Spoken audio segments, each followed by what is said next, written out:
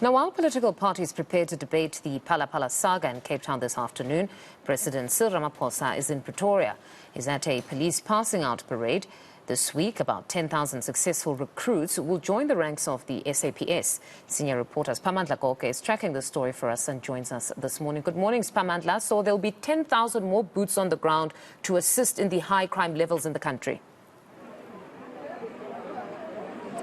Yes, indeed. That's 10,000 across South Africa. In eNCA today, where President Cyril Ramaphosa was attending and officiating that passing out parade, there were 3,000 police officers, 2,939 to be exact. That's according to Police Minister Bheki Cele. That's the number that was here in eNCA today. In the Eastern Cape, in Bisho and Graaf-Reinet, there are other pass out that are happening there. So in total, across South Africa, today and tomorrow, you will have about 10,000. If I'm not mistaken, there's something happening in the Northern Cape tomorrow. There are provincial events that are happening whereby there are these pass-out parades that are taking place. President Ramaphosa, as the Commander-in-Chief of all the armed forces in South Africa, was officiating in eNCA.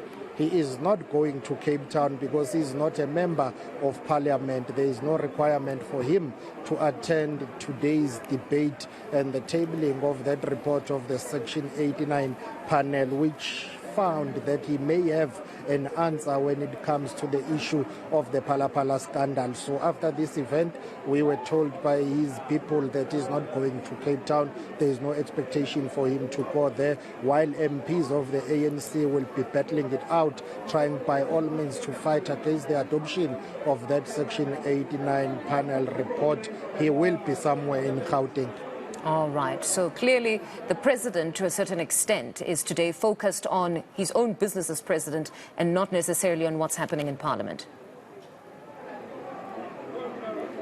Absolutely. For the past few days, he has been on a number of business or other government business engagements whereby he's been trying to be seen to be doing something in terms of his official duties. His critics are arguing that he's been trying hard to bury the scandal so that it gets busy. He is seen in public. I've covered the president when he went to Limpopo in Guyana to inspect that multi-billion rand Guyana water project, and also today he was here officiating this police parade. It's not something strange and unusual. In fact, it's common for any president of the republic to come and officiate at the parade of the SAPS. So it would have been such a situation, even without the Phala scandal, he would have been expected to come and preside over this. So while that scandal rages on and while members of the ANC in parliament are fighting to defend him, he continues with his government duties and activities. But when he was delivering his speech here today, he urged these newly recruited and trained men and women in blue to serve the people of South Africa with loyalty, with dignity, with honesty, saying they must fight against crime. South Africa is one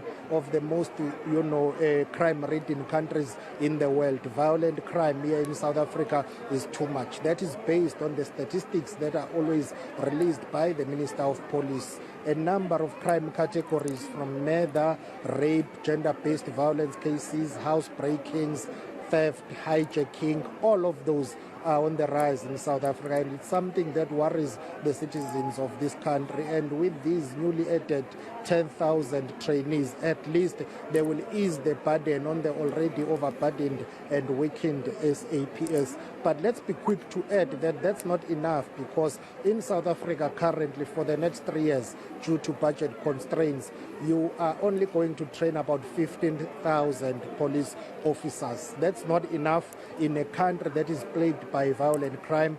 Human and financial resources are much needed within the SAPS, and it's something that worries the police's top brass.